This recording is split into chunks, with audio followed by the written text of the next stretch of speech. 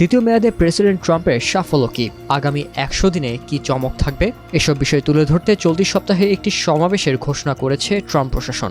যুক্তরাষ্ট্রের মিশিগানে অনুষ্ঠিত ওই সমাবেশে আগামী 100 দিনের পরিকল্পনা তুলে ধরবেন প্রেসিডেন্ট ডোনাল্ড ট্রাম্প। বাণিজ্য চুক্তি থেকে শুরু করে বিশ্ব শান্তি আলোচনা সবকিছুই থাকবে ওই ঘোষণায়।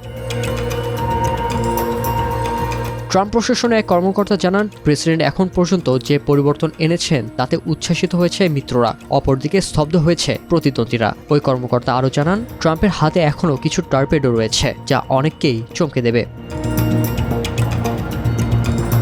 চলতি বছর 20 জানুয়ারি দায়িত্ব গ্রহণের পর থেকে ট্রাম্প যুক্তরাষ্ট্রের অভ্যন্তরীণ ও বৈদেশিক নীতিতে ব্যাপক পরিবর্তন আনেন। নতুন শুল্ক নীতি আরোপ করে চ্যালেঞ্জ ছুড়েন বিশ্ব অর্থনীতিকে। এছাড়াও ফেডারেল সরকারের কর্মী সংখ্যা কমিয়েছেন এবং ইউএসএআইডির মতো প্রতিষ্ঠানের কার্যক্রম স্থগিত করেছেন। অনেক ক্ষেত্রে আইনজীবী প্রতিষ্ঠান এবং আদালতের বিরুদ্ধেও অবস্থান নিয়েছেন, আর কাটছাঁট করেছেন ট্রান্সজেন্ডার অধিকারেও।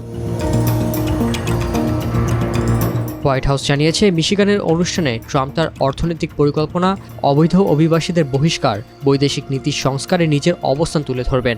একই সাথে ইলন মাস্কের নেতৃত্বে প্রতিষ্ঠিত ডিপার্টমেন্ট অফ গভর্নমেন্ট এফিসিয়েন্সি কী ধরনের কাজ করবে তা তুলে ধরবেন।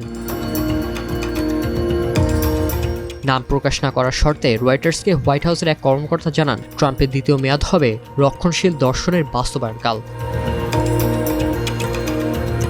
তবে এসব সিদ্ধান্ত ট্রাম্প সমর্থকদের কাছে প্রশংসা কুড়ালেও বিস্তর অভিযোগ করেছেন কেউ। অনেকে মনে করেন তিনি নাগরিক ও অভিবাসীদের প্রতি অবজ্ঞা দেখিয়েছেন, মিত্রদের সঙ্গে সম্পর্ক নষ্ট করেছেন এবং যুক্তরাষ্ট্রের বৈশ্বিক নেতৃত্বের অবস্থান ঝুঁকিতে ফেলেছেন।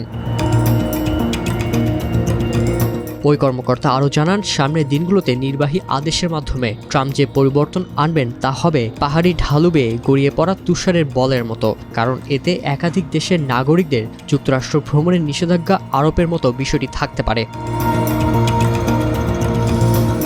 প্রেসিডেন্ট ট্রাম্পের আগামী 100 দিনের কর্মসূচিতে প্রাধান্য পাবে বাণিজ্য চুক্তি এবং বিশ্ব শান্তি আলোচনা।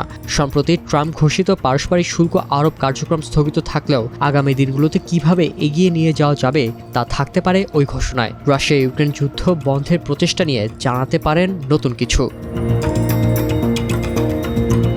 এদিকে আগামী মে মাসে ট্রাম্প সৌদি আরব, কাতার এবং সংযুক্ত আরব আমিরাত সফরে যাবেন।